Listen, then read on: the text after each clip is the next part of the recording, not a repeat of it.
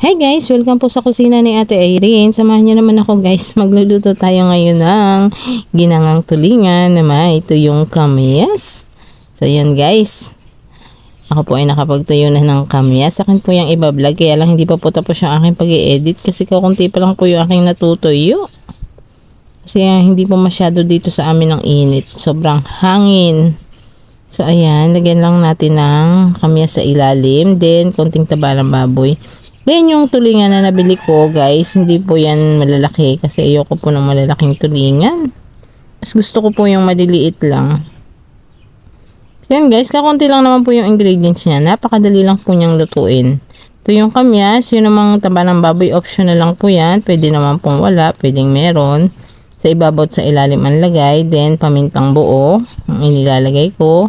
At saka konting dahon ng laurel, pampatanggal ng lansa. Then, syempre, titimplahan natin yan ng asin para naman may lasa. Yun lang. And, konting pampalasa. Napaka-easy lang yan.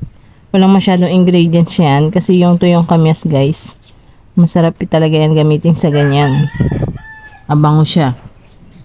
Iba yung aroma niya kapag tuyo na. So, yan. Lalagyan lang natin ng konting H2O. Konti lang yung H2O. And, papatakan lang natin ng konting mantika lang.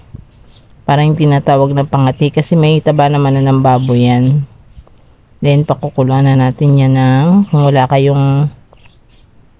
kayong pressure cooker, pwede naman sa kaldero. Ang isang oras nyo lang isasalang sa mahinang apoy. Yan.